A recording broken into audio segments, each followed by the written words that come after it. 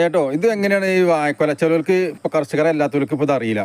ഒരു വാഴക്ക രണ്ട് വാഴ 3 വാഴ വെക്കാൻ സാധാരണ വീട്ടുകാർക്ക് ഓർക്ക് എനിക്കും അനുഭവം ഉണ്ട്. കാരണം നമ്മളിപ്പോ ഒരു 2 വാഴ വെച്ചിട്ട് അത് മൂക്കണിന് മുന്നേ ഞാൻ വെട്ടി കഴിഞ്ഞിട്ട് പിന്നെ പൈപ്പ് ശരിയായില്ല, മൂപ്പായിട്ടില്ലേ. വെട്ടി കഴിഞ്ഞാലേ അറിഞ്ഞ് മൂപ്പായിട്ടില്ല. പക്ഷെ ഇത് എന്താണ് നമുക്ക് സാധാരണ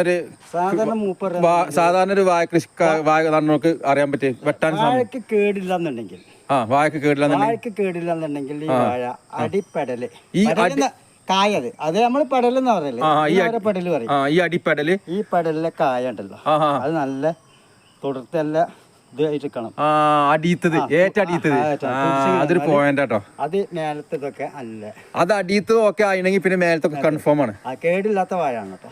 നല്ല കേടില്ലാത്ത അല്ലെങ്കിൽ പിന്നെ കാണാൻ പിന്നെ മുകളിലൊക്കെ പോത്തിക്കൊണ്ട് അടിക്ക് നല്ല വാഴക്ക് അടിയിലെ പെടല ഇതേമാർക്ക് തുടിച്ച് മൂത്ത് നിൽക്കുന്നുണ്ടെങ്കിൽ അത് കൺഫേം ആണ്, അത് വെട്ട. കാരണം ചിലർക്ക് അറിയില്ല, കാരണം 2-3 വാഴ വീട്ടിൽ വെക്കണവർക്ക് എനിക്കും അനുഭവം ഉണ്ടായിക്കണേ. അതുകൊണ്ടാണ് പറയാൻ കാരണം ഇതിന് നമ്മൾ വെട്ടി കഴിഞ്ഞിട്ട് പിന്നെ വെട്ടി കഴിഞ്ഞാൽ ഇത് മേലിൽ നോക്കുമ്പോൾ മൂത്തമാക്കി തോന്നും. പക്ഷെ നിങ്ങൾ പറഞ്ഞതാണ്. അപ്പൊ ഇതിപ്പോ അങ്ങനെ നോക്കിയാൽ മതി കാര്യങ്ങൾ അല്ലേ? എന്നാ ശരി, ഓക്കെ, താങ്ക്സ്. ഇതെന്താ കേട്ടോ ഇങ്ങനെ രോഗാണ്? ഈ രോഗാണല്ലോ ഇത്. ഈ വാഴക്ക് കായ്ക്കല്ലേ?